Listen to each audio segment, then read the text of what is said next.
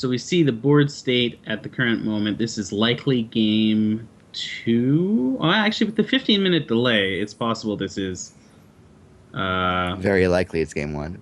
very likely it's game one, actually, yeah. We see five resources on Revolution's side of the board, who is now swinging with a Elder Streamer. We'll start drawing extra cards. And interestingly enough, we can see his hand with two Zidu and a counter magic. He can play the counter magic, he can't use the Zidu. And on the other side of the board, Rabbiton with that early hero of Adamath, which is not a situation that he's loving to be in. He clearly wants to hold that hero of Adamath for the combo. But hey, it's a big 8-8 or 6-6 because like their numbers are tiny. That is kind of a small hero of Adamath. In a mostly human focused deck, 8-8 is kind of the average. But especially for such an early played one. And Like that's that kind of was that's kind of what Queen Race does though. Queen Race probably sitting there making it cheaper. mm,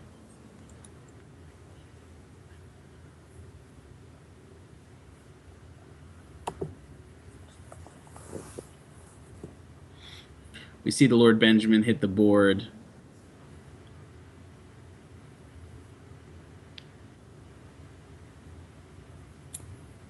Missed the very start of this. Do we know if this is game one still? Since 15-minute delay? No confirmation. Okay.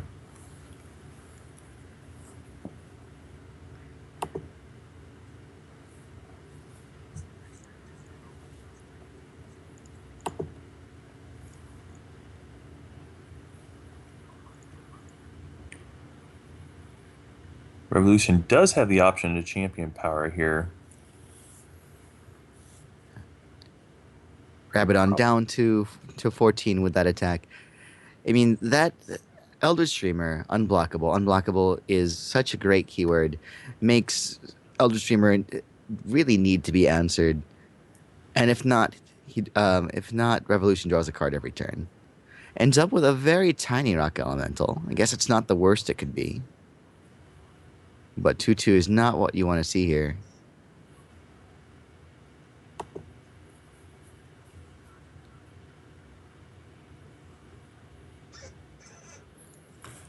Yeah, one of the advantages of playing Tetzot, though, even though it is a little small on this particular one, it does give you the ability to advance your board, play a troop, and still play defensively with cards like Counter Magic. I like to imagine that Technify had sized the stream. He hadn't, but Watch Revolution his just changed his overlay slightly, and I was kind of hoping that would mess with Technify. So we see he the actually swing supposed by to. Adamath and Lord Benjamin here. Lord Benjamin is actually the bigger threat. The 6 damage is scary, but the last thing Revolution wants is for more cards to be going into Rabbiton's hand here. Uh, I mean, really is just kind of always going to be the negative situation here. Because Now, you never want your opponent to have more cards.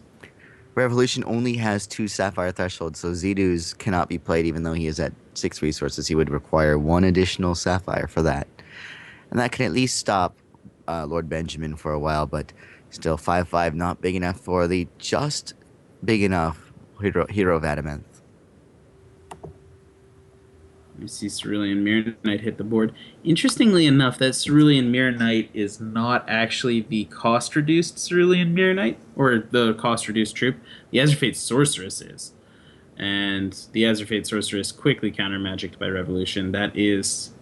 If he's ever going to have a target for counter-magic, it's going to be Azurfate Sorceress. Yep, definitely the best target in the matchup here. Like, just stopping the berry combo is where you want to be. I guess you know it's better than Azure Fate Sorceress.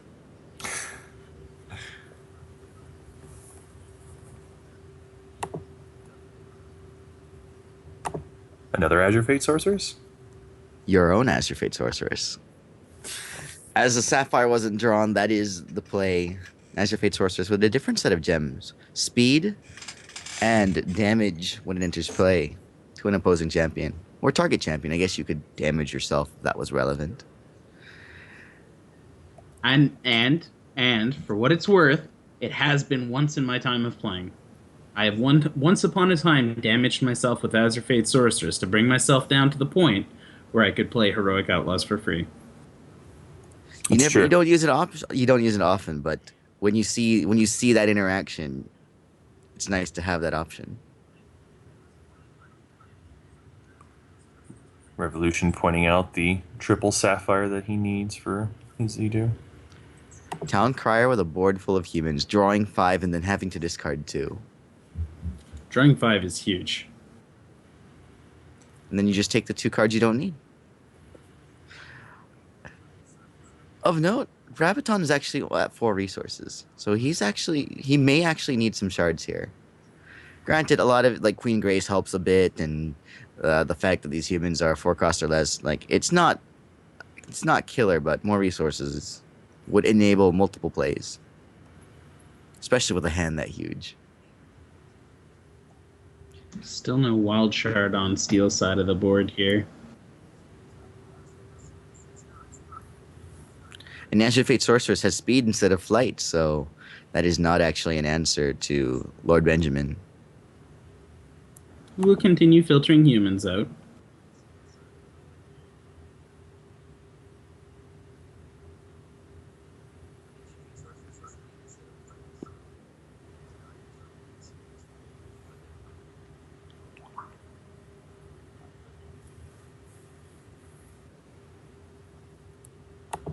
It's also rough because of Steel's Azure Fate Sorceress has Spell Shield as the minor gem, correct? And that needs 2 wild threshold. That is right. Yep. Even if he had the Azure Fate out there, it could potentially be bolted. And there's the Sapphire Shard off the top, which lets Zedu come onto the board. Interesting interaction here that I'm sure you're aware of, JJ, is Zedu will now be inspired by the Azure Fate, deal damage, and as such trigger its ability to draw 4 cards here, which is equal to the Eldritch Dreamer or Azure Fate's cost. In addition, it will be able to swing here. Not that it matters, it would be lethal, but that would have been an 8-card draw turn, and that is super brutal. It's super fun. Plus 1, Eldritch Dreamer's like, me too, me too.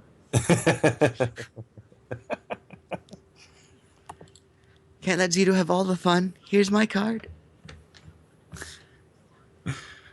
Yes, Speedy Zedu win. Just needed to draw the Sapphire, and he did. Speed Zoo. Speed Zoo. I like that.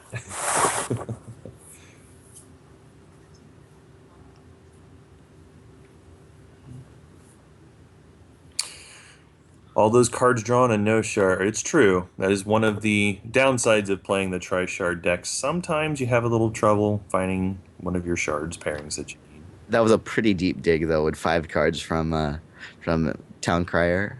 For what it's worth, Tech, not only is this match like over because of the 15-minute delay, but he really doesn't mind if you show this. He's saying you can show the reserves, so you might as well. I mean, the deck lists are known. Yeah, the deck lists are known, but generally speaking, we avoid showing reserves because it's kind of like... It could be a tactical advantage knowing game 3. Yeah, but at this point, like, with Revolution specifically saying he doesn't care, we might as well have the footage. Yeah, exactly. Another interesting thing about tournaments not showing side decks is actually when I've streamed Constructed, people have been really curious as to the side decking strategy, the reserve strategies of Constructed players. So if you're looking for content to provide to new players to the competitive Constructed community, that's something that may not be covered as much. Yeah, and just to go ahead and say it, like Revolution's choices here, bringing in the burns and heat waves, Azure Fate just is such a key card in the matchup. Being able to kill even a spell shielded Azure Fate with the heat wave is pretty solid. Also, Queen Grace is susceptible to burn. Queen Grace is a strong card, but no... 3 defense susceptible to burn?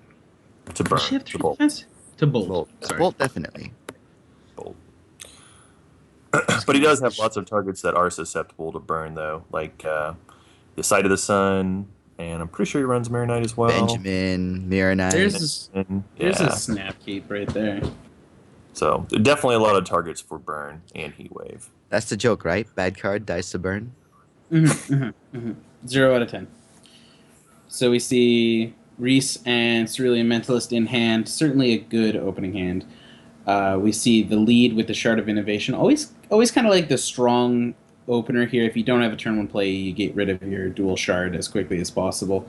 Not that Revolution is going to have any problems with this threshold here. No triple ruby threshold, and already has triple sapphire in hand. Early Mirror Knight for steal. That's We actually saw- the best card he can hope for on turn 2 here, isn't it? Because that inspires everything in his deck, and he Yep. wants that card draw as soon as possible. The only thing that could really hurt him is if Revolution were to pull a burn off of the top of his deck. But we can see this, but decides not to prove how bad Cerulean Mirror Knight really is. Yeah, he's not worried about that Cerulean Mirror Knight. At best, Cerulean Mirror Knight is going to be inspiring one troop here, and Revolution decides that that's not worth a burn for him at the moment.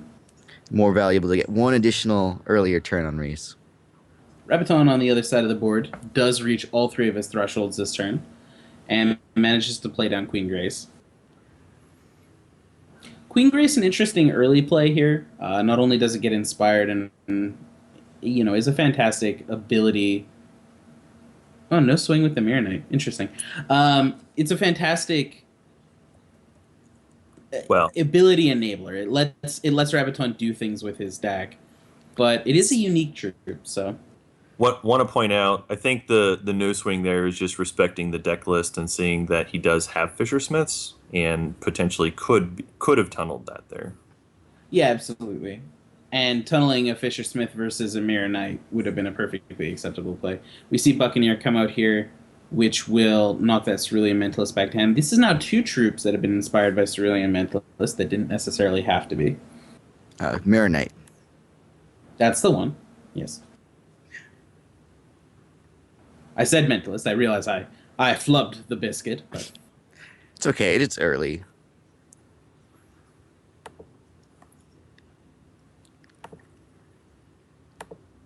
so this time the Mirror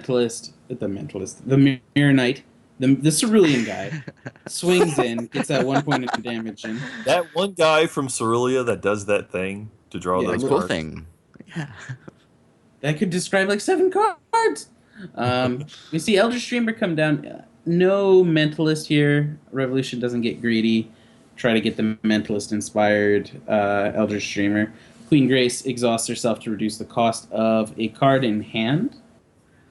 This is how much Revolution cares about Mirror Knight. He's had the option of killing it, and Steel will keep playing troops, and they'll keep getting inspired. It's a little bit of card draw, but it's not ridiculous. It's not like Storm Clouds. It's not Royal Falconers. They're just single troops right now.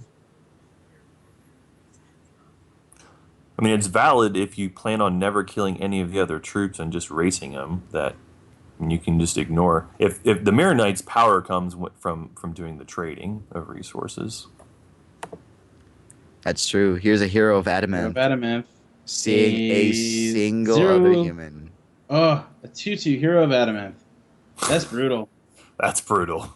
For That full was really cost. brutal there. Wow. Actually, it's even more brutal because we know Revolution has those heat waves in his deck now, and to have your 5-drop susceptible to a heat wave. Of course, with any card that works the way Hero of Adamant does, it's always possible to kind of get the short end of the stick there. But, man, you never really expect it to come out that way. Like, that is actually on the edge case of the RNG there. It could be worse. That last human could have been a shard. Yeah, it was almost just a dead Hero of Adamant.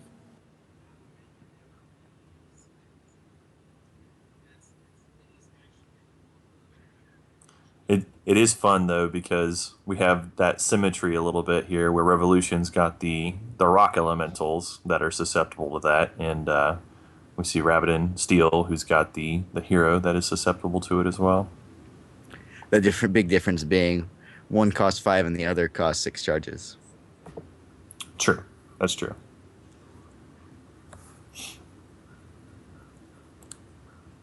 But a second Dreamer really going to add up on the clock here.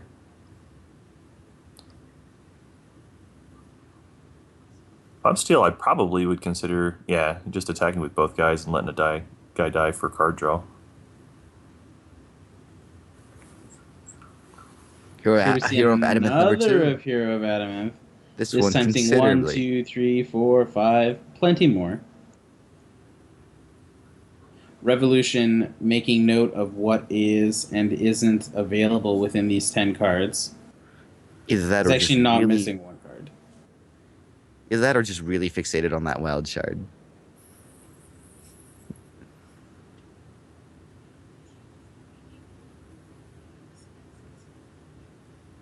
So yeah, I guess they average out. They would be like 7-7, were they to split their attack and defense evenly.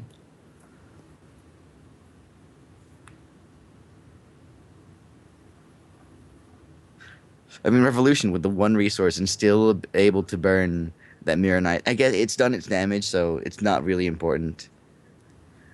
He's not necessarily worried about the other troops Although, being yeah, hard the draw. other troops aren't really a threat. Whatever Reese creates can jump in front of the 12/12 Hero of Adamant, and just the combination of cards in his hand. He's got 5 direct damage, 2 attacks from the 2 Eldritch Dreamers, and the Burn and Crackling Bolt is exactly 17 damage.